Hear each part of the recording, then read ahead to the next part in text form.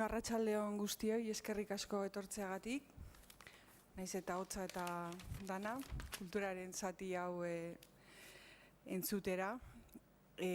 Muchas gracias a todos por venir aquí. Vamos a dar comienzo a un nuevo ciclo que la Asociación de Historiadores Guipuzcoanos Miguel de Aramburu organiza ya con cierta regularidad todos los años con el fin de dar a conocer mejor la historia de Guipúzcoa. Ese es el principal objetivo que nos anima, el dar a conocer una historia que para muchos puede ser extremadamente local, pero que en su pequeñez, si se quiere, de alguna manera se incardina en lo que es la historia mundial perfectamente. Con ese objetivo, todos los años organizamos este ciclo en el que cronológicamente comenzamos por la prehistoria, la historia antigua, medieval, moderna, hasta la historia contemporánea, para acercar esa historia que este año también hemos titulado Pasajes desconocidos de la historia de Guipúzcoa. No extremadamente desconocidos, pero sí quizás no cercanos al gran público o conocidos malamente de forma estereotipada, si se quiere. Para dar brillante comienzo este año al ciclo de conferencias, tenemos con nosotros a Xavier Peñalver, al que creo que no hace falta presentar. Es uno de los más destacados investigadores de nuestro territorio, con una larga trayectoria. Prácticamente todo lo que se pueda decir del territorio, prehistoria, protohistoria, incluso edad histórica, pues en todo Xavier Peñalver ha dicho algo y siempre con mucho fundamento. Por eso para mí es un placer poder presentarle hoy y dar paso a su conferencia relacionada con la cueva de Praileaitz, un lugar que en poco tiempo se ha convertido en emblemático en la historia guipuzcoana. Él es también, digamos, la principal referencia investigadora sobre este yacimiento y por eso le hemos invitado hoy para que abra brillantemente, como he dicho antes, este ciclo de conferencias. Y sin más, le cedo la palabra. Eskerrik asko. Arratsaldeon, buenas tardes. Espera, voy a pasar aquí.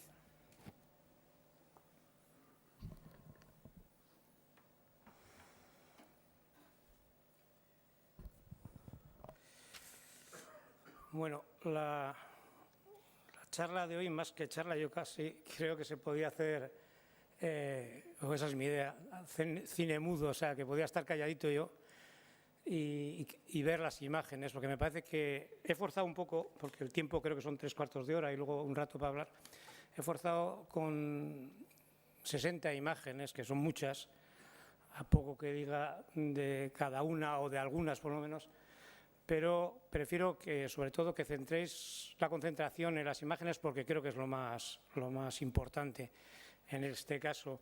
En la cueva de Praileaitz, como has dicho, pues bueno, quizás sea muy conocida, por lo menos mediáticamente, ha sido es y sigue siendo, y creo que lo va a seguir, un yacimiento, él no en sí problemático, pero sí por sus circunstancias y su entorno.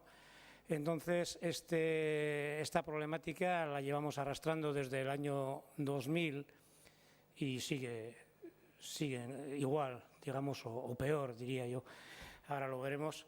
Pero, independientemente de esa problemática, y precisamente hay esa problemática y ese lío, incluso mediático, porque el yacimiento es un gran yacimiento a nivel de Euskal Herria, a nivel de Guipúzcoa, por supuesto, a nivel de Euskal Herria y a nivel europeo de época paleolítica. Y bueno, pues ahí están las contradicciones. Entonces yo lo que he hecho, o lo que he intentado hacer con las imágenes ha sido mezclar de alguna manera la investigación, los resultados de la investigación, y la problemática. Y al final haré una alusión que voy a intentar que sea más larga, porque del otro ya hemos hablado bastantes veces.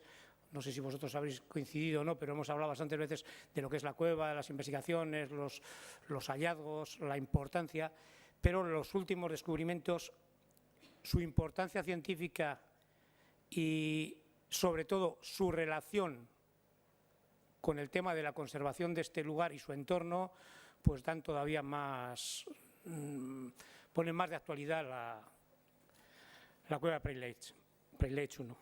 Bien, sin más voy a empezar porque si no, con esta luz se puede quitar algo de luz si queréis, para que se vea más de aquí adelante. No sé si se puede o no.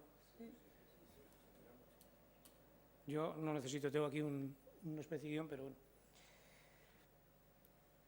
Bueno, el entorno de la cueva, para que nos conozcáis, ahí tenéis la desembocadura del río Deva, el casco urbano de Deva.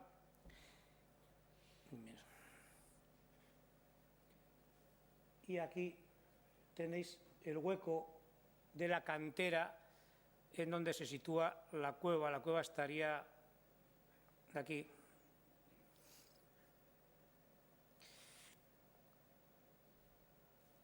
Esto sería una reconstrucción de los meandros del Deva y también para que veáis un poco la densidad de yacimientos, ya insistiré luego en ese tema, la densidad de yacimientos en cueva de época paleolítica que hay en el Bajo Deva, desde Ermitia, por donde pasa la autopista, a Bilbo. Esta es Preilets, la de rojo. Esto es la cantera, un poco distorsionada por esta imagen, luego la veréis en la realidad. Esta es Preilets 2, que una compañera, Eloísa Uribarri, excavó a finales de los 80 y que luego fue dinamitada y destruida según avanzaba la cantera. Y bueno, aquí están Langacho, Iruroin, etcétera, etcétera. Esto es el entorno, bueno, bonito entorno de la zona donde se encuentra la cueva. La cueva estaría por aquí. Por aquí. Aquí ya notáis algo raro, ¿no? Estos son parte del escombro de lo que es la cantera, pero, y esto tiene que ver con lo que luego comentaré, la defensa que hacemos nosotros de la conservación de lo poco que queda sin destruir del monte Preilets, que si no es desde el aire, desde el río, desde la carretera, desde estas zonas, pues queda un poco camuflado el desaguisado que ha supuesto el vaciado de ese monte con forma cónica que es el monte Preilets. Bueno, esto es la imagen, vamos a decir, positiva, bonita. Esta es la entrada, en esa ladera está esta entrada, que es la entrada de la cueva de Preilets. Tiene 2,5 metros aproximadamente de anchura y unos 6 metros de altura, lo que es la boca. Y esto es la otra realidad. La cueva está por aquí. De hecho, hay una salida, una boca por esta zona que pensamos que pudiera tener relación directa con la cueva de Preilets. Y desde esa boca que os he dicho, esto es lo que se ve, es decir, el cráter, vamos a decir, la zona central de la explotación de la cantera. Bueno, la cueva se descubrió en el 1983, por el grupo de prospectores de Azkoitia, como muchas de las cuevas que se han descubierto en esta zona, y quedó ahí en hibernación, vamos a decir. Eloísa Uribarri estaba excavando a finales de los 80 la cueva de Preilets 2, esa que os he dicho que luego se destruyó, y bueno, como el futuro de esta era el mismo, pues nos encargó que hiciéramos una excavación arqueológica para que luego fuera destruida una vez concluida la excavación arqueológica, porque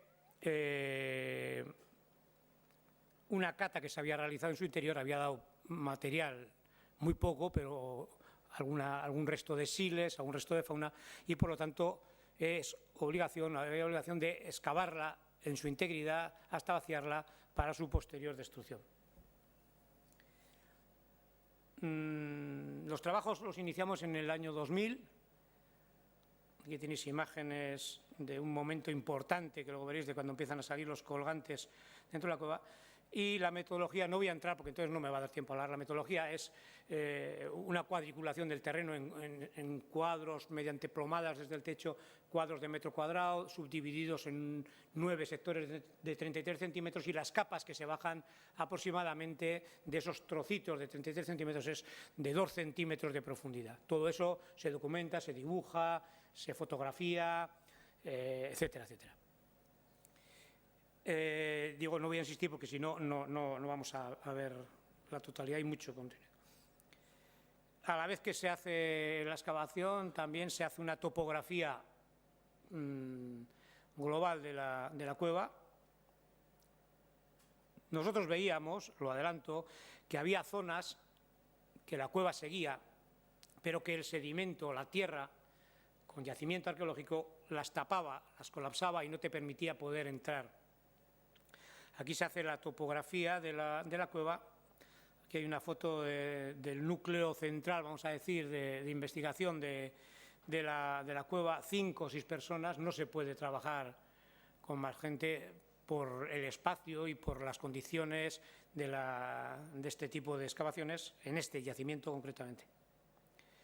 Y eso en cuanto a trabajo de campo. El trabajo de laboratorio, tampoco voy a insistir, pues hay en torno a 20 equipos distintos, muchos ligados a la Universidad del País Vasco, a la Sociedad de Ciencias Aranzadi, a universidades como la de Burdeos, etcétera. Es decir, hay diferentes equipos de investigación que están trabajando los específicos temas de cada uno de ellos, coordinados por la dirección de la excavación, pero desde ámbitos distintos. Esa unión de todos esos estudios, junto a los trabajos de campo y los datos de los trabajos de campo, son los que permiten elaborar la memoria interdisciplinar que saldrá en breve, la que corresponde a los años 2000 a 2009.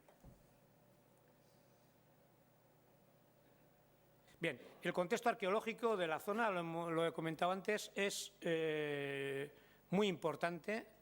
Hay decenas de cuevas con yacimientos en el Bajo Deba, lo hemos dicho por activa y por pasiva, no solamente en los ambientes culturales, sino en los políticos también, para que lo tengan en cuenta, porque es una joya lo que hay en el Bajo Deba, potencial, primero para conservarla, evidentemente, pero también en un momento determinado para poderla poner en valor. El Bajo Deba en el Paleolítico es la joya de la corona a nivel de Euskal Herria, sin ninguna duda. Entonces, bueno, pues ahí tenéis algunos puntos de esta zona. Ahí tenéis cuevas como Ermitia, como Urtiaga, también un poco más alejada, que excavó don José Miguel Valderán. Está en el entorno, no es el Bajo Deba, está en el Urola, pero está muy cerca geográficamente, como es la cueva de Caín. Bien, la cueva, no me atrevo a decir, tiene varias decenas, 70, ¿cuántos metros de desarrollo? Porque va creciendo, esta cueva va creciendo. Según vamos investigando, pues va aumentando de tamaño, como veréis luego en los últimos hallazgos. Pero bueno, tiene una entrada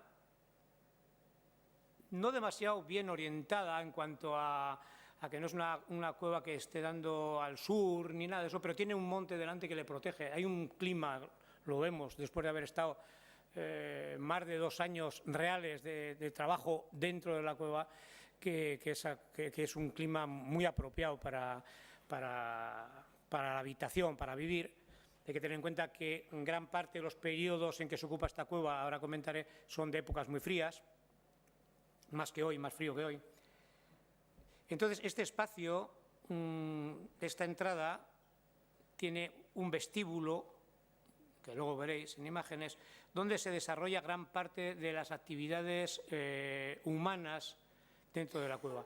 Hay un estrecho tránsito o pasillo, que también veréis luego, que da paso a una primera sala interior que tiene aproximadamente 50 metros cuadrados, es decir, 7 metros de diámetro.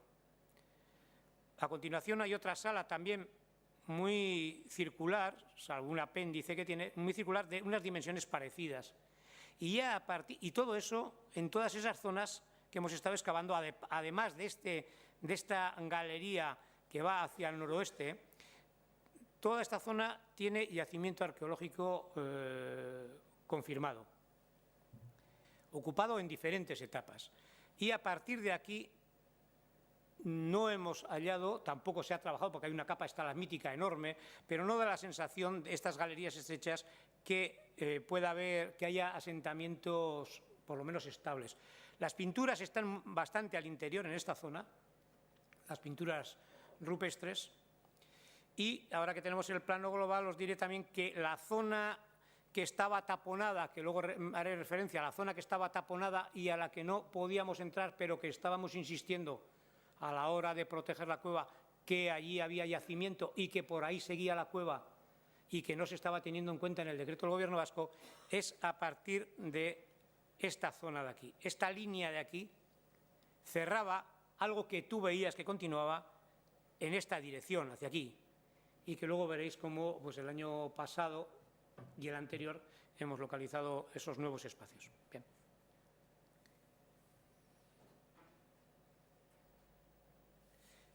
En el vestíbulo, bueno, primero, cronológicamente, la cueva lo más moderno que tiene es un nivel que se denomina epipaleolítico y que lo podríamos situar en hace unos 8.000–9.000 años de antigüedad. Eso es lo más reciente, el epipaleolítico. Hay restos de esa época, ya los veréis luego, en algunas zonas, pero tampoco son muy potentes, vamos a decir, de haber habido un asentamiento de mucha duración. Hay luego diferentes fases de ocupación del magdaleniense, que es paleolítico superior, magdaleniense final, pero el nivel más importante es el que corresponde al magdaleniense inferior, que es de hace unos 15.500 años. Magdaleniense inferior, es el de los colgantes, que vamos a ver luego, etcétera, etcétera. Y luego, por debajo de eso, hay un nivel solutrense, en torno a un 17.000–18.000. Y luego, no se ha trabajado en más profundidad de momento, se han hecho, en algunas zonas se ha bajado algo más, pero aparecen materiales de una tipología muy anterior. Hay dataciones también anteriores de un gravetiense, de un 20 y tantos, pero sobre todo hay materiales como un bifaz que veréis luego que daban la sensación de que estamos también, de que allí había habido algo muy anterior. Luego ya veremos que precisamente en esas zonas nuevas que hemos encontrado es donde parece que provienen esos materiales y donde los hemos hallado con más cantidad. Bueno, esto es la entrada de la cueva. Bueno, la entrada de la cueva tenía un gran bloque que aquí está roto en parte, lo fuimos eliminando con bazo y cincel durante mucho tiempo, porque sabíamos que apoyaba en una zona clave del yacimiento, pero era un gran bloque de muchas toneladas que se había desprendido de esta pared, se había caído y había medio taponado la cueva. En este vestíbulo, que aquí se ve solo en parte, se desarrolla la actividad en el momento más importante que os he dicho, del magdaleniense inferior, en torno a esta piedra que tiene esta forma, que es claramente una piedra utilizada como asiento, está calzada, incluso hay unas piedras delante para colocar los pies y un hogar justo delante. No solamente eso, sino que cuando eliminamos la totalidad de este bloque, comprobamos que aparte de los collares con los colgantes que sí que aparecen en esta zona, aparecía una gran concentración de restos de fauna, pero en conexión anatómica, es decir, estaban los huesos ordenados, es decir, que estaba la carne preparada para ser cocinada, vamos a decir, en ese hogar, y el bloque de piedra al desprenderse la había aplastado. Es decir, que ese bloque se desprende durante la ocupación de ese periodo tan importante que es el Madariense inferior. Y no solamente aplasta esos restos de carne en ese momento, sino que aplasta uno de los collares de 3 piezas, partiendo al más largo, de este tamaño, partiéndolo justo en la quilla final de ese bloque, partiéndolo por la mitad y dejándola una a cada lado. Es una cosa espectacular. Bueno, en ese espacio, no voy a extenderme más, se desarrolla la actividad principal cotidiana, vamos a decir, el hogar, un hogar con carbones, con restos de huesos de haberse utilizado, digamos, para comer, etcétera. Muy lógico, en una zona la más luminosa de la cueva, a la entrada, en el Madariense inferior. Luego hay otros espacios, la siguiente sala, por ejemplo, donde claramente también y esa es casi oscura, está en penumbra, donde también se ocupa en esta época de Madariense inferior y donde aparecen gran cantidad de colgantes de piedra ordenados en agrupaciones o en collares. En este vestíbulo también aparecen niveles de las épocas más modernas, vamos a decir, con relación a este Madariense inferior, y más antiguas también, pero no me voy a extender en eso.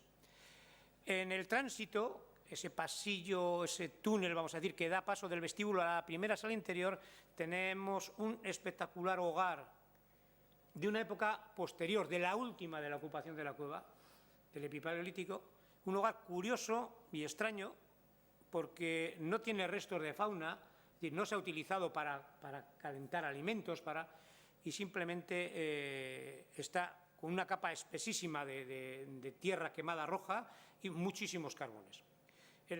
Cuando este hogar está en actividad era imposible pasar del interior hacia el exterior, lógicamente. Esta es la primera sala interior.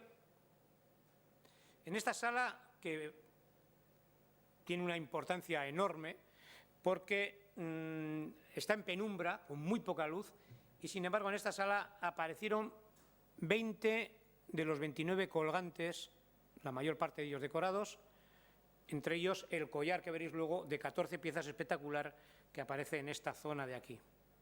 Pero los colgantes aparecen en esta zona y en esta zona también.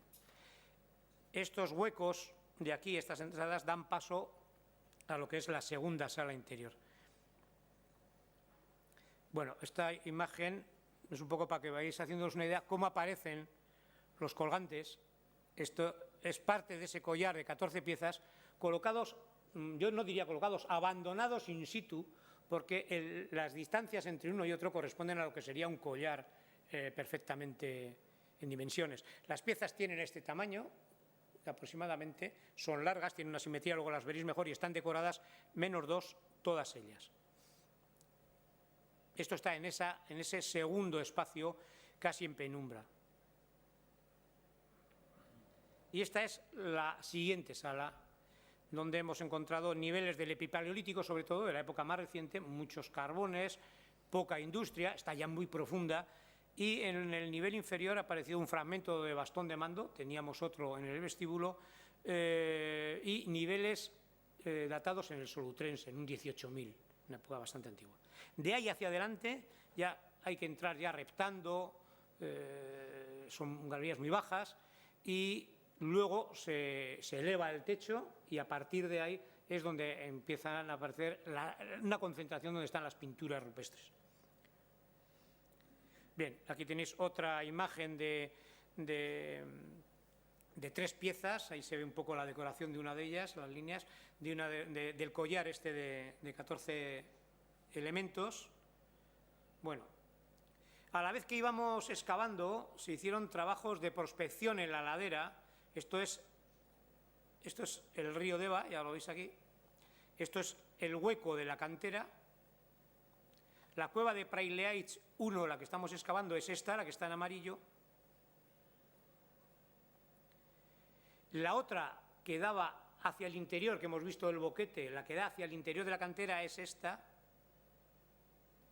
Aquí hay otra cueva, que muy probablemente también conecte con esta, Praileaitz 5. Y luego aparecieron estas otras de aquí.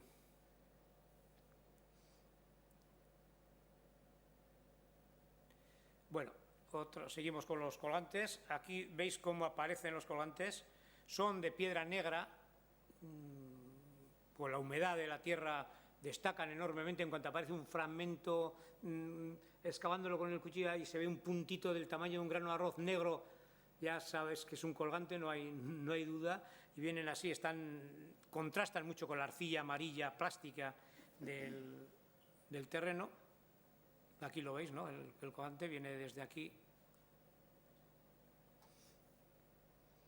Este es el hogar, el asiento aquí, al estar sacado desde arriba, desde la peña esa que hemos ido quitando, no se nota tanto. Aquí está el hogar, aquí están las piedras estas para colocar los pies, el asiento, perdón, y aquí está el hogar. Los hogares son excavados en la arcilla, en cubeta, en una hondonada, y luego pues rellenos de carbón, de huesos quemados, etc. Y la concentración de carne estaba debajo de este bloque aquí. Aquí tenéis, cuando hemos quitado de ese gran bloque ya no quedaba más que esto. Y aquí tenéis la concentración de fauna, la veis aquí también, este bloque es este mismo. Aquí veis la concentración de fauna aplastada por el bloque. Este bloque que a la vez, ya os he dicho, parte uno de los colgantes, un poco más abajo parte uno de los colgantes Aquí tenéis otra imagen de nuevo de la primera sala interior, del collar este. Bueno, hay otra cosa también sorprendente. Aquí tenéis la entrada de la cueva. Esto sería el vestíbulo. Este es el hogar, este negro. El asiento estaría aquí, la carne machacada aquí.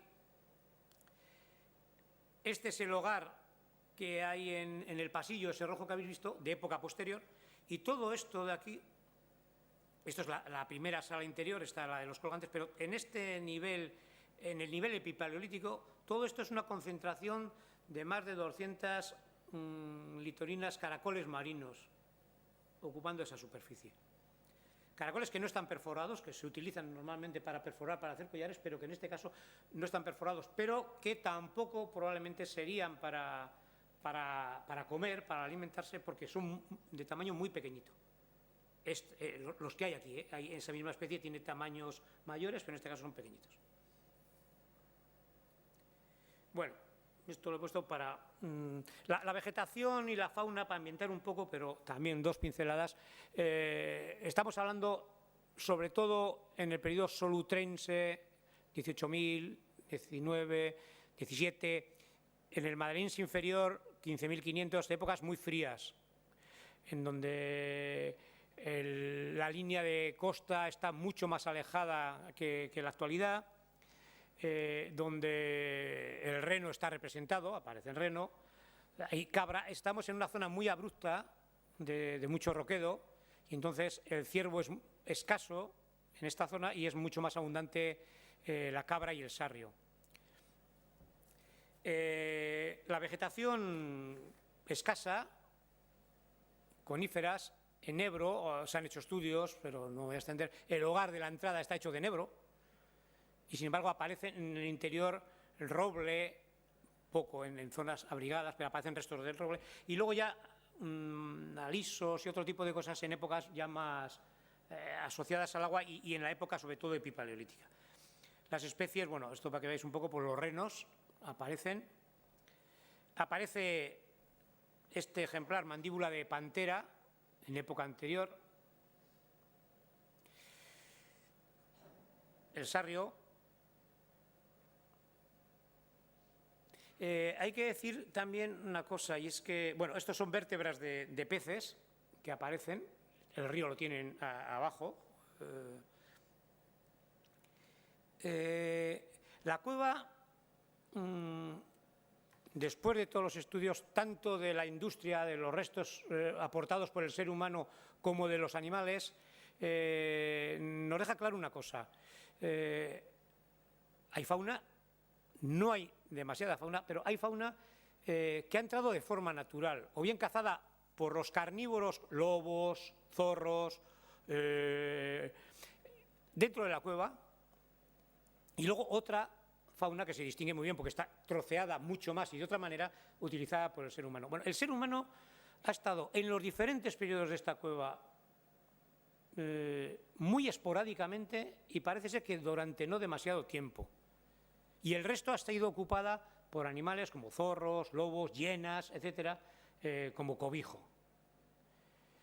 Sin embargo, de los materiales deducimos, sobre todo en la época del Madense Inferior, de que la utilización de esa cueva ha sido con fines o para actividades de tipo cultural o ritual claramente, porque no aparecen prácticamente elementos, los normales, de industria lítica, de siles, de industria ósea, de restos de animales comidos son escasísimos y sin embargo los elementos especiales, vamos a decir, que aparecen, como estos colgantes, y no solamente los colgantes, lápices de ocre desgastados, facetados de haberse pintado, algunos de los colgantes tienen restos de esa pintura, de cuando se pintaba, es decir, que hay elementos de sobra para ver de que esta cueva se ha utilizado en momentos determinados, concretamente en Madense Inferior, para actividades de tipo cultural o ritual.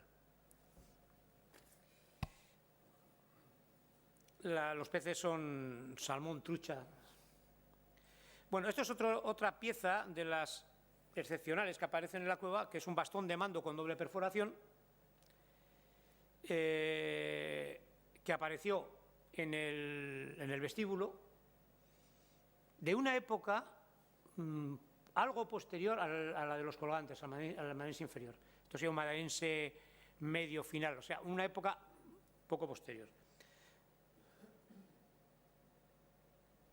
Bueno, esto es un poco la síntesis de los colgantes que aparecen, de los 29 colgantes agrupados. Aquí tenéis, se ve el puntero, ¿no? Sí. Aquí tenéis los tres que aparecen, esto es la entrada, aquí aparecen estos tres, este aparece roto por el bloque que os decía, estos son 3 dientes de cabra con doble perforación, con incisiones decorados, con líneas grabadas, 2 de ellos con marcas de ocre de haberse pintado. Este, que es una piedra que han elegido con forma de canino atrofiado de ciervo, que es un colgante muy típico y que lo han reproducido en este caso recogiendo una piedra. Este, que es el más espectacular y que se corresponde con la forma de las Venus paleolíticas centroeuropeas. Este es curioso porque este está roto, está decorado completamente, pero el trocito este pequeño de aquí abajo apareció aquí dentro, en el nivel o sea, en este aparece aquí y el trocito pequeño aparece aquí dentro. Y este es el collar de 14 piezas que aparece aquí. Esta es la primera sala. Este es el pasillo, la primera sala, y luego por aquí vendría a la derecha la segunda sala, etcétera, que no están representadas. Y luego aparece aquí estos dos, aquí este otro, y estos 3 que están rotos por la zona de la perforación y que aparecen, no sé si apartados o qué, pero en esta zona de aquí. Seguimos. Esta es la pieza que os decía. Por cierto, que algunos de aquí sois de Deva. En Deva, esta pieza, igual que el collar de 14 piezas, estuvo expuesto en San Telmo durante un año y pico, creo. Ahora ya no está. Pero si vais a Deva, en el centro de interpretación que hay del Geoparque, en el local que hay del Geoparque, que es información también turística, han hecho una reproducción perfecta de esta pieza y del collar, ¿no? Está entero también, y del collar. Digo, porque tenéis la ocasión de verlo al tamaño natural y muy bien representado, incluso las decoraciones y eso, si vais alguna vez a Deva. Este es el collar. Y estos son algunas de las decoraciones sacadas así en los planos. Y no voy a entrar con ese tema, pero bueno, hay una variedad y esto enorme de... Miro el tiempo y veo que... Bueno, aquí tenéis un lápiz de ocre de estos, con los desgastes planos de utilizarse, son característicos para pintarse. Salen varios. Y esta es una reconstrucción que hizo Xavi Otero cuando publicamos con Sonia San José, que está aquí en la sala, José Mújica y yo, con la Diputación, el Bertan, sobre los colgantes exclusivamente, hizo esta representación, Xavi Otero, de cómo apareció el collar, porque apareció así, o sea, como dejado. Pensamos que quizá la caída de ese bloque que cae sobre uno de estos collares y sobre la propia carne de ese nivel puede ser a lo mejor la causa de que se abandone aquello y salga que seguramente o probablemente fuera una única persona, por eso lo del chamán, etcétera, porque no hay restos suficientes para que hubiera habido ahí un grupo normalizado de gente, un grupo. Esto es una pieza muy característica, el retoque solutrense, este retoque plano de aquí. Esto es de época del 18 aproximadamente, 18.000, que aparece también un nivel que está solamente detectado en algunas zonas y las demás no, porque no se ha seguido excavando a esa profundidad, a esa cota. Y este es el bifaz de época muy antigua que aparece en la Galería Noroeste y que, bueno, que nos da la alerta de que hay probablemente en algún lado niveles muy anteriores. Y esto ya por último es la zona de las pinturas, son puntos y líneas muy pequeñitas rojos, los tenéis aquí, se concentran en una zona, hay un punto como indicando el arranque, un punto central rojo y luego otro al final, estas líneas, o sea, estos puntos. Bueno, todo hay que decir que si no llega a ser por esos puntos rojos, que lógicamente una cueva con pinturas tiene su importancia, yo le doy mucha más importancia a los colgantes y a la actividad esa cultural del posible chamán, mucho más que a los puntos. Pero los puntos han sido los que han salvado a la cueva de la destrucción, porque nosotros defendimos ante el gobierno vasco de una manera clarísima de que esa cueva, antes de que aparecieran las pinturas, teniendo 29 colgantes y una actividad de tipo cultural, no se podía de ninguna manera destruir. No se podía sacar eso, vaciar esa cueva y llevarse en cajitas a Aranzadi o al depósito los colgantes y ese espacio destruirlo. Nosotros solíamos decir, bueno, pues entonces en Guernica, ¿no? El día que por cierto se ha secado, el día que se seque el árbol, pues hacemos casas ahí, ya no está el árbol.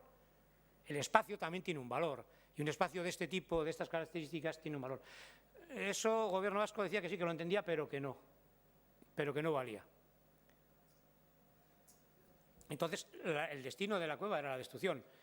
Al final aparecen, como dijo un periodista de no sé qué medio, dijo que parece que el chamán estaba poniendo elementos sobre la mesa para salvar su espacio, su cueva. Y bueno, salvó la cueva, entre comillas, voy a decirlo de salvó, porque bueno, la cantera está ahí, es esta, la cueva está ahí, nosotros estamos aquí y la cantera sigue en activo. La cantera sigue explotándose. El decreto del gobierno vasco le da una protección de 50 metros. 50 metros, no sé, los que no creo que seáis todos urbanitas, ¿no? Los que están en el monte saben que 50 metros son 2 pasos. 50 metros en el monte, sí, te dan una piscina olímpica, pero tú pones una piscina olímpica en el monte y son 2 arbolitos, o sea. Entonces, eso es la protección que tiene, 50 metros. Lo hemos peleado, eso ya ha salido en la prensa por activa y por pasiva, lo hemos peleado. Y bueno, teníamos el apoyo incondicional de todos los grupos menos uno, pero claro, no nos valía porque gobernaba era el uno ese. Y entonces no podíamos hacer nada. Pero cuando el que gobernó fue el otro grupo que no era el uno, pues lo aumentó. Nosotros nos dijo que eso era imposible, destruir esta ladera, porque nosotros lo que planteamos es dejar esta ladera, que es el caparazón de este monte, si está ya acabado, esto dejarlo. Y bueno, pues el siguiente gobierno, sí, protegió 15 metros más, 65 metros. Bueno, pues seguimos con la pelea y con la historia, pero llegó otra vez el primer gobierno, el anterior, y lo rebajó a 50. Y ahora estamos en 50. Bueno, de aquí tenéis la cueva y aquí tenéis la actividad de la cantera. Este es el decreto, las diferentes líneas. Lo que protege, esto es la cueva y esto es la línea de los 50 metros es esto. No voy a entrar en detalles de... Esto es la imagen que hemos visto antes, la cantera sería esto, la cueva esto, y el decreto, perdón, el vaciado es esto, este es el agujero, este es el corte que si se quita la ladera, lo que queda es esto.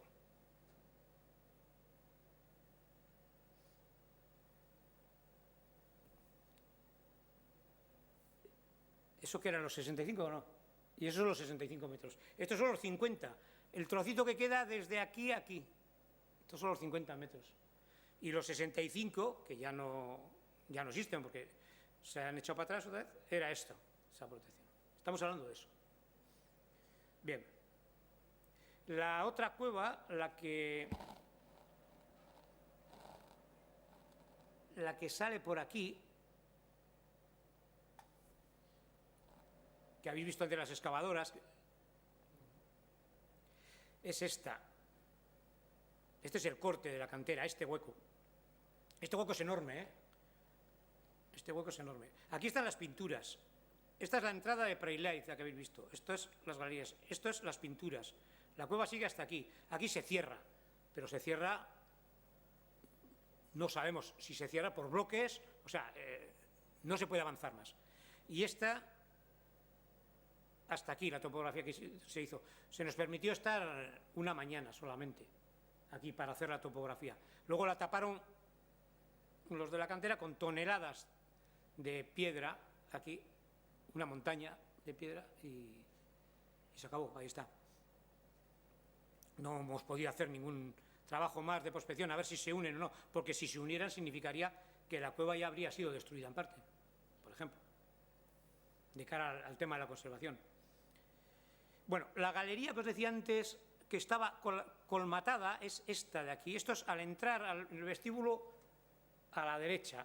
Entras al vestíbulo, el asiento delante, y a la derecha está esta galería. Pero aquí podías entrar un poquito y ya ves una capa de concreción que cubría todo esto, una capa que sellaba, por cierto, que es muy importante porque todos los colgantes que habéis visto estaban cubiertos y sellados por una capa, esta la mítica, durante miles de años, que ha sido pues una protección estupenda, ¿no?, para el yacimiento. Esta capa, después de eliminarla aquí, quedaba aquí y hacia aquí adentro decíamos que todo esto es tierra, y es tierra fértil, y que entraba hacia allá adentro. Bueno, fuimos entrando en la nueva fase, hasta aquí, y vamos avanzando. Solíamos decir, no sé si medio en broma, medio en serio, pero es que el decreto cada día lo tendrían que cambiar, porque como es tan rácano el decreto, es decir, pero sí que, bueno, van apareciendo espacios nuevos, ¿no? Entonces, aquí dentro, bueno, se trabaja en este pequeño agujero que hay aquí, que justo se entra, aplastado por el suelo, y que todo es roca alrededor, todo esto es roca. Ahí entrábamos y había tierra, y íbamos excavando de una manera forzadísima, no desde arriba, porque no se podía, entrando hacia adentro. Y luego hicimos una excavación a la inversa, en vez de arriba a abajo, de abajo a arriba, como un pozo de minero, vamos a decir. Porque vimos que en este hueco de aquí, donde está Miquel Escudero, aquí, aquí, aparecían materiales que son estos, y que esos sí que son mucho más antiguos que los que hemos visto en la otra zona de la cueva. Son del Paleolítico Medio o del Musteriense. Nos vamos al Neandertal, no ya el tipo humano anterior era Cromañón, nos vamos al Neandertal. Y esas piezas aparecen ahí dentro. Y entonces nosotros decíamos con total seguridad, había quien se sorprendía, decía, joder, pero hacéis magos, no adivinos. No, pero es que simplemente es pues conocimiento. Es decir, que estas piezas que estaban aquí dentro y más arriba, pero detrás de la roca, no podían haber venido por aquí, o sea, no pueden subir para arriba, sino que tenían que venir de otro sitio. Entonces nosotros dijimos, esta cueva tiene otra entrada. Y es la que apareció el año pasado. Entonces, al hacer la excavación hacia arriba, a la inversa, estrecha, pequeña, un pozo, vamos a decir, iban apareciendo esos materiales y al final salió el agujero. Y de repente llegas arriba y ¡bum! Y un espacio. Un espacio, bueno, perdón, cuando aparece el espacio, o sea, cuando aparece el hueco, nos metimos, muy difícil entrar de uno en uno y apurado, llegas y ya llegas a la parte superior, ¿no? A la zona superior. Pero claro, ahí tenía que haber una entrada y veíamos a lo lejos un punto de luz. Entonces, arrastrándose, fue una persona allí y los demás nos fuimos por fuera, a la ladera esa que es casi vertical hacia el río, y gritando nosotros desde fuera y el otro desde dentro hasta que encontramos el punto. Porque claro, ese punto no era una gran boca, ese punto era este agujerito de aquí, que lo veis aquí con el grupo celebrándolo. Aquí, este huequito de aquí es el hueco de conexión. Esto es lo que hay, algunas fotos de esos nuevos espacios. Se ha puesto verja. La otra cueva también tiene verja, ¿eh? La otra entrada tiene pinturas, tiene verja ahora. Habéis visto la foto sin verja, pero tiene verja. Y esta nueva entrada también tiene una verja. Esa entrada en este momento ya tiene 2 metros de anchura. Ese boquete tiene 2 metros de anchura, 1 de altura, pero por el cono de tierra caído desde arriba y la pendiente hacia adentro, yo estoy convencido de que, o sea, estamos convencidos de que tiene las dimensiones de la otra, probablemente, de 5 o 6 metros tranquilamente. Bien, y lo que es más importante, hay espacios que no puedes entrar, es decir, hemos hecho una topografía, pero hay espacios que se meten, pero que están llenos de tierra, horizontales, completamente planos, y que se meten en dirección hacia donde está el corte de la cantera actual. Y que cuando se haga excavación se irá viendo, según se va bajando, cómo avanzan en un sentido o en otro. Esta es la topografía, el plano de la cueva, solamente, o sea, esto es la entrada, el vestíbulo, esta galería noroeste, el pasillo, la primera sala interior donde salen los colgantes, la segunda sala interior, no las galerías siguientes, esas no las hemos dibujado en este plano, no están aquí. Y esto es por donde hemos entrado, el trozo que decíamos que estaba tapado, y esto es lo nuevo que ha aparecido. Y la otra entrada está aquí. Pero lo que es más importante es que toda esta zona de aquí son zonas totalmente planas y llenas de sedimento, y el corte de la cantera lo tenemos aquí.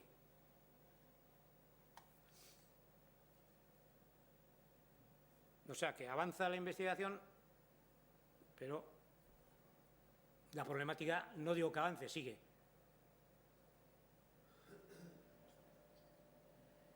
Esta cueva va viniendo hacia aquí, bueno, y el corte está aquí ahora. O sea que, bueno, no veremos. Y eso es todo el... No sé si me he pasado de tiempo. No, bien. Perfecto. Bueno, es que ricasco. Y es que, gracias. Si tienen alguna pregunta, alguna curiosidad.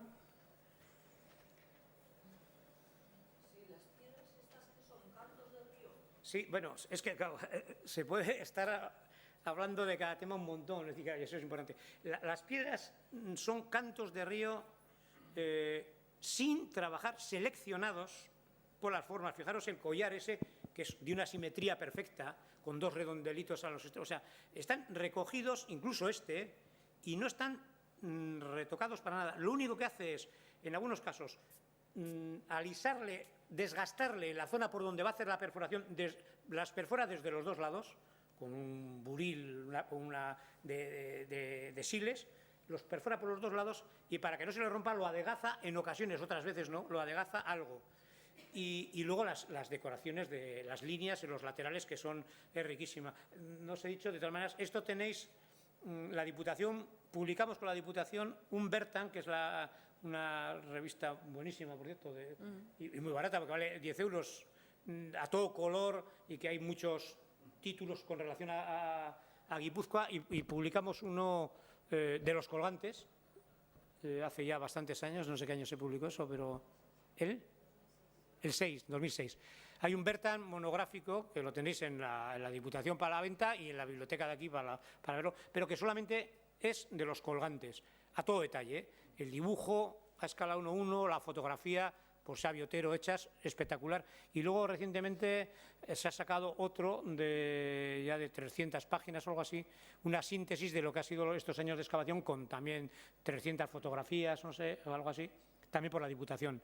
Y ahora estamos ultimando para publicar en la Sociedad de Ciencias Aranzadi la memoria, esa ya más espesa, o sea, más especialista, digamos, con los distintos estudios firmados por cada uno de los autores que han hecho los estudios. Y entonces sí, las piedras son recogidas y lo que hace es decorarlas con esas incisiones, prácticamente todas ellas. En el lecho del río Deva habéis encontrado cantos similares. No, claro, eso no quiere decir que no sean del Deva, cuidado, pero se han hecho trabajos, Francesco de Rico de la Universidad de Burdeos, han hecho prospecciones y ese mismo tipo de material no han aparecido en el Deva. Pero claro, son prospecciones que puedes seguir mirando y puedes seguir esto, o sea que no es tan sencillo. Sí, pero el tipo de la piedra, porque formas sí que aparecen de este tipo, alargadas y tal. Pero de todas maneras, lo de las formas, cuidado, porque lo de la Venus, entre comillas, esto es espectacular. Pero hay otra que otras veces la pongo, pero hoy no cabía ya. Una que os he dicho, que aparece al lado de esta, que es un canino de piedra. El ciervo tiene un canino atrofiado, un diente, que en la prehistoria se decora siempre, le tienen un cariño enorme, y hasta épocas posteriores también, del Paleolítico. Entonces lo perfora, se lo cuelga y le hace unas incisiones, unas líneas en la corona, en la parte de atrás, unas líneas radiales y luego otras en el lateral. Pues la piedra esta tiene la forma, pero el canino atrofiado es así y esta piedra es así.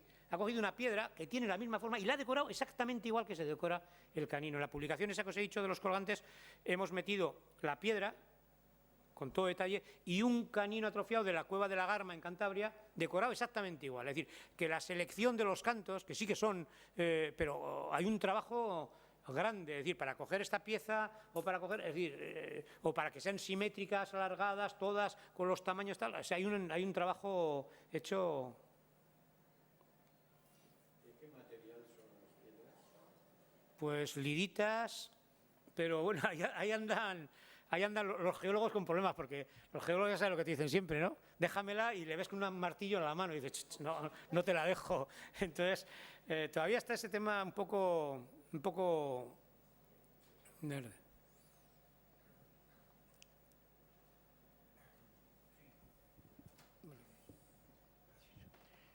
Bueno, muchas gracias.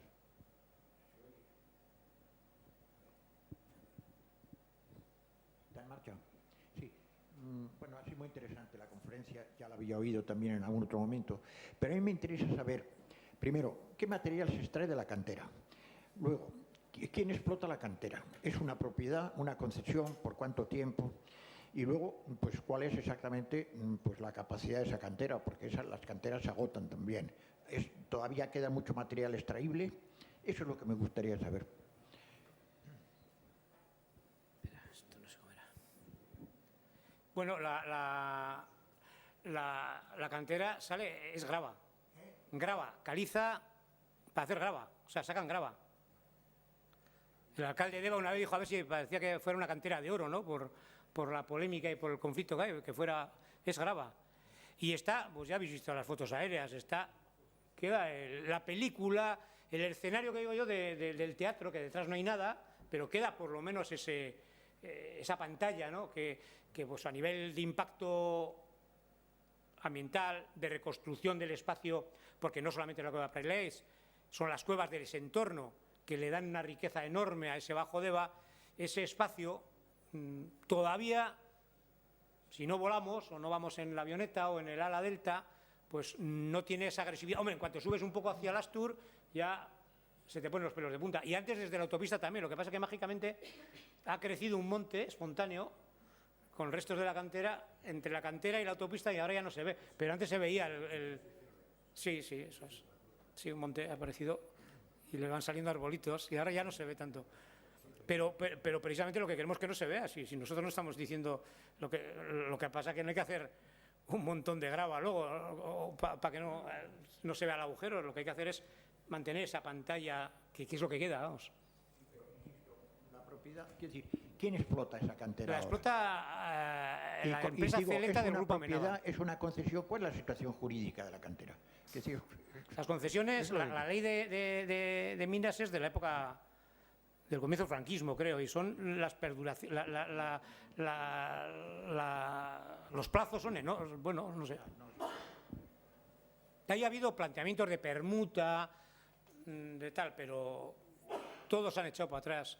Y claro, nosotros creemos que la protección de 50 metros no es protección de 50 metros. Aparte que lo estamos diciendo repetidamente, de que algún día, en alguna de las voladuras, aparecerá un boquete, si no es que ya es el de dentro, aparecerá un boquete de estas zonas que estamos encontrando nuevas, que están sin excavar, y diremos, uy, si ahora se ve luz por este otro lado. Y es que, pero claro, entonces, ¿quién se va a hacer responsable de eso? Pues no lo sé.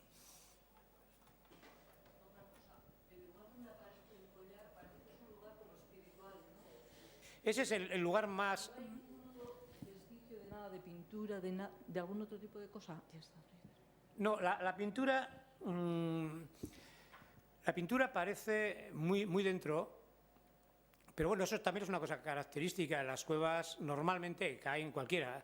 Las pinturas no están nunca en la zona de la entrada, es decir, tienen una connotación probablemente de tipo también ritual o cultural. Las cuevas. Nosotros siempre hemos dicho una cosa de Praileaix, y es que hay cuevas, bueno, tenemos cuevas donde aparecen, todas las que tienen pintura seguramente ha habido algún tipo de actividad, o muchas de ellas alguna actividad de tipo cultural o ritual. No pintan para decorarse el chiringuito donde viven, pintan dentro, en sitios tal. Entonces, seguramente van asociadas a... Pero luego tienen un yacimiento a la entrada. Istúriz es una gran cueva que tenemos en Iparralde, una de las mejores de Europa. Pero luego aparecen materiales también que apuntan a actividades de tipo cultural, piezas espectaculares, pero aparecen también muchos elementos cotidianos. Y eso no pasa en Praileaix.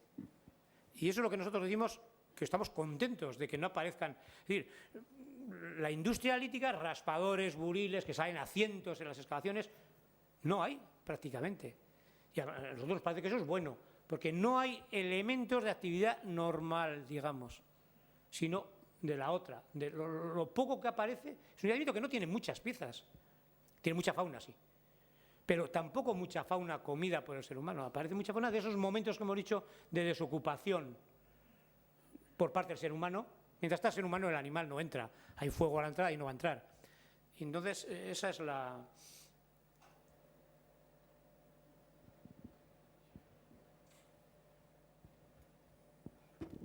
Sí, has mencionado los huesos de debajo de ese bloque. ¿De qué especies son? ¿A qué especies corresponden? Un poco para ver qué consumían o... Pues cabra, sobre todo cabra, sarrio y cabra, y ciervo también algo. El reno hay, pero no están... Ahí en ese conjunto, por ejemplo, el reno no está en ese conjunto. Y a partir de la cantidad de huesos que han aparecido, ¿se podría calcular de qué grupos estamos, de qué cantidad de personas conformaban ese grupo que ha podido... creemos, hombre, es mucho decir, no queda muy así, ¿no? Que parece que queda muy bonito, pero creemos que probablemente solamente en el Madanís inferior, estamos hablando del momento del chamán, entre comillas, que probablemente solamente sea uno. No hay elementos, hay huesos en el hogar, pero hay muy poco. Es decir, un grupo de 3, 4, 5 personas, en torno a ese hogar tenía que haber una cantidad de restos de fauna, aunque hubiera estado muy poco tiempo, y no lo hay.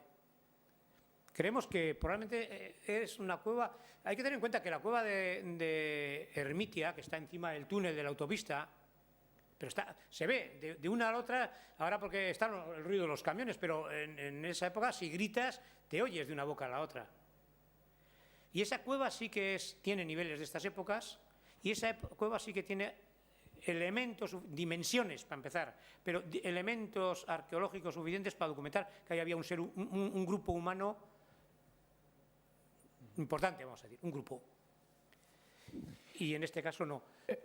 Probablemente había una función específica de este yacimiento en esa época, que es la que creemos nosotros, que es la de actividad tipo cultural o ritual, para ese entorno de cuevas Y esos huesos, desde mi total desconocimiento, ¿pueden corresponder también a una actividad cultural? O sea, ¿corresponder a sacrificios de animales o además del alimento del chamán? Bueno, ya eso sería mucho decir, pero aparte yo me inclino a que no por una cosa. Donde aparecen los collares, la Venus etcétera, están detrás, los de dentro. Por ejemplo, en el nivel de la primera sala interior, esa sala circular en penumbra donde aparecen 20 de los 29 colgantes, prácticamente no hay restos de fauna de ese nivel. La fauna más importante aparece en ese hogar de la entrada, hecho con madera de enebro exclusivamente, cuando todos los restos del interior son de roble, etcétera, de enebro, y probablemente, y esa sí que es el hogar, vamos a decir, de la persona que ha estado con estos colgantes, y esa persona comería, claro, y esa persona come seguramente con esa carne que se le ha aplastado, por decirlo, y con la que aparece en ese hogar, que por cierto en ese hogar aparece también una zagalla preciosa decorada de estas dimensiones, con rombos, etcétera, y con líneas transversales muy bonita. ¿Y la datación de las pinturas con las piedras estas qué relación tienen? La pintura, desgraciadamente, bueno, las pinturas hasta ahora nunca se han datado, se ha hecho muchas clasificaciones, muchas teorías por estilos, etcétera, y ahora se empiezan a datar, pero para datarlas hace falta materia orgánica, tienen que estar pintadas con carbón, tiene que haber carbón o hueso, y estas están pintadas con ocre rojo, con mineral, y esas no se pueden datar. Marcos García, que es el que hizo el estudio, al principio decía que podían ser, hay ejemplares de esta misma tipología, de este mismo tipo en otros yacimientos paleolíticos, digo que podían ser solutrenses, pero al final planteaba de que podía ser de cualquiera de las épocas del paleolítico superior, vamos a decir, que pudieran corresponder, yo pienso que pudieran corresponder con el madalenense de los colgantes, pero pudieran no corresponder y ser del solutrense, que es un periodo anterior, o del madaleniense más avanzado, que es ese bastón de mando con doble perforación. Yo me acuerdo que cuando al principio se dijo que serían solutrenses y la prensa sacó las más antiguas, dije, pues mira, a mí no me hace ninguna ilusión el titular de las más antiguas. Yo prefería que fueran menos antiguas y que fueran del 15.500 en vez del 18.000 y que fueran contemporáneas con el chamán, entre comillas, vamos a decir. Pero eso es muy difícil, probablemente no será fácil. Eso se puede datar solamente cuando vamos a tener suerte en alguna de esas galerías que estamos encontrando nuevas y que pueda haber un nivel arqueológico que tape a la pintura, que esté en contacto con la pared donde está la pintura, entonces puedes saber que es anterior a y posterior a. Pero quitando casos así es muy difícil precisar exactamente de qué época, pero en ese margen, el paleolítico. ¿Hay algún indicio de que ella puede ser usada por algunos por el oso? La ¿Por? cueva. ¿Por? El oso. Bueno, el oso no lo he citado, pero el oso aparece un montón. O sea, el oso aparece Hay una datación además muy antigua, es decir, hay oso, sí, hasta un 50.000. Es decir, el oso entra a la cueva, claro. Hay hondonadas de... sí, el oso entra a la cueva, pero el oso entra en muchísimas cuevas y los restos de oso, incluso, bueno, dentro de la cueva aparecen restos de oso, evidentemente, colmillos, etcétera. Lo que no ha aparecido es ninguno en una osera en posición que se haya muerto invernando, etcétera, pero sí, el oso sí. Y luego, en mi ignorancia, claro, todas esas épocas yo no las conozco. La hiena aparece también. Pero, o sea, que cabe que haya sido usada por Cromañón y también por Neandertal. ¿Y eso cómo se distingue si ha sido Neandertal el que ha hecho esta cosa o ha sido Cromañón? Bueno, eso es... los instrumentos que fabrica... Porque no hemos encontrado restos humanos. Los instrumentos que fabrica el Neandertal y los diferentes periodos del Cromañón se diferencian tipológicamente. Es decir, me vas a decir cómo, bueno, pues estudiándolo. Es decir, yo siempre digo que si en un yacimiento de Donosti dentro de... cuando alguna vez, ojalá que no, pero se destruya y aparezca y empiecen a excavar, habrá un momento que esa bebida horrenda que se llama Coca-Cola, pues aparecerá, ¡pum! Y si desaparece alguna vez la Coca-Cola y excavas más arriba, dirá, uy, aquí ya no hay botellas de Coca-Cola o latas de Coca-Cola. Ah, pues esto es a partir del 2023 que desapareció la Coca-Cola, porque no hay Coca-Cola. En cambio, si vas para abajo dirás, uy, pues mira, aquí es la primera botella, pero no solamente la Coca-Cola, sino que cuando veas la botella de abajo dirás, coño, esta es la que se fabrica, el modelo de botella que se fabricaba en 1923, y esta es la del 32, y esta tal, y más abajo no hay. Ah, pues esto es anterior a... Es decir, eso mismo lo estoy diciendo a nivel de... Esto con cualquier herramienta o cualquier apero de labranza, pues valía, pero digo el tema de Coca-Cola porque es muy claro. Es decir, son... tipos de instrumentos muy característicos de cada época. Y bueno, uno de las bases, aparte de la datación de carbono 14 y otros tipos de... La industria lítica, la industria de piedra, que es la que mejor se conserva, está muy estudiada en las épocas prehistóricas, con unas precisiones muy claras. Es decir, hay piezas, os he enseñado alguna de esa solutrense con un retoque en escama, etcétera, que es solutrense, y no hay más. Es decir, es solutrense, porque cualquier yacimiento de Europa que vaya, ¡pum!, es solutrense. Una cultura, bueno, son culturas, el madaliense es otra cultura, el solutrense es otra, son culturas y periodos que asocias a años, pero todos estos que hemos hablado son del Paleolítico superior. Es decir, son cromañones. El que pinta Ekain, el que pinta Altamira, etcétera, y el Neandertal es mucho más primitivo, y esos son los que hemos documentado en esta otra nueva galería y que tiene la entrada por el otro sitio, por el otro lado. ¿La pantera era una fauna en esa época, una fauna normal? Sí, hay panteras, sí, hay pantera. Pasa que la pantera es un animal que no lo caza el ser humano, etc. Bueno, se va allí y, bueno, pues se moriría allí o una hiena se lleva un cacho o lo que quieras. Pero la pantera, la mandíbula esa está completa de la... Bueno, mandíbula inferior.